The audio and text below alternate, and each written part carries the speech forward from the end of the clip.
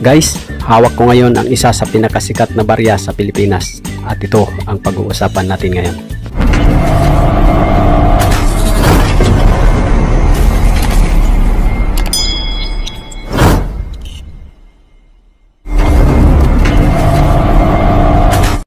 Hello guys, may naitatabi ba kayong kakaibang barya? O baka naman naghahanap pa? Dito sa CCTV, paghahanap, pagkilatis, at pagkulikta, pag-uusapan natin yan. 1974, 1 piso, sikat na barya sa bansa. Sikat ang baryang ito mga ka-CCTV dahil ito ay pinag-uusapan sa social media at kahit sa mainstream media mga ka-CCTV ay ibinalita ang tungkol dito sa piso na to. Bakit nga ba pinagkakainteresan ang piso na to?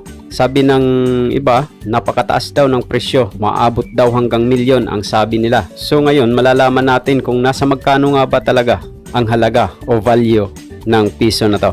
Para malaman natin mga ka-CCTV ay panoorin natin ang bidyong ito hanggang sa dulo. At kung bago ka dito sa aking channel at nagugustuhan mo ang mga ganitong usapin, ay i-considera mo rin ang pag-subscribe sa aking channel at i-like ang aking video. Guys, kung magbabase lang tayo sa ating mga naririnig at sa mga sinasabi ng ibang tao, ay mapapawaw na lang tayo dahil sa sinasabi ng iba na yun nga, ang taas nga ng value ng baryang ito.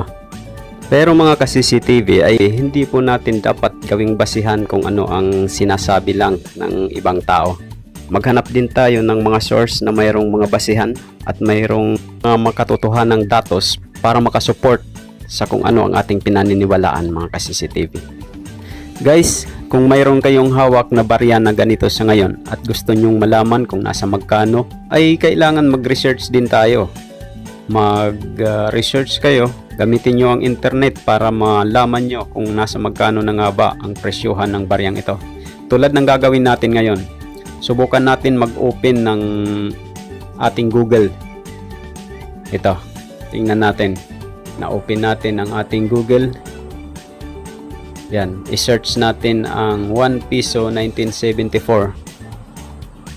At tingnan natin dito sa Numista Philippines para makita natin kung ano ang mga datos na pwede nating pagbasihan. Ayan mga ka-CCTV ang lumabas. Tingnan natin dito. Suriin natin dito kung ano nga ba ang mga bagay na dapat nating malaman dito sa record tungkol sa baryang ito. So mga ka-CCTV, ayan, tingnan natin maigi. Nandyan yung kanyang presyo, nandyan yung year yung ginawa ito. Itong nandito sa record na ipapakita natin ay 1972 at 1974. So ayan mga ka-CCTV, tingnan nyo, suriin nyo at kung ano ba talaga ang totoo na presyo sa Numista. Siguro sa mga collectors, iba-iba ang presyohan. Ang iba, bumibili ng mas mahal, bibili ng mas mataas ang iba para lang mapasa kanila ang isang koleksyon.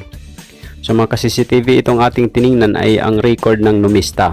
Hindi natin pinangingialaman ang gusto na presyo ng mga collectors. Kasi iba-iba naman ang kapasidad ng bawat collectors para makabili ng isang bagay mga ka-CCTV. At tulad ng sinabi ko, kung mayroon kayong ganitong barya sa ngayon, ay ihanap nyo ng medyo mataas na presyo. At nagdidepende nga po yan sa mapagkakasunduan ninyo ng inyong buyer po. At maraming salamat nga pala sa mga nag-subscribe na sa aking channel at sa mga patuloy na nanonood sa aking mga videos na ina-upload. Maraming salamat sa inyo. At laging tatandaan, ang barya ay mahalaga at dito sa CCTV, ito ang bida.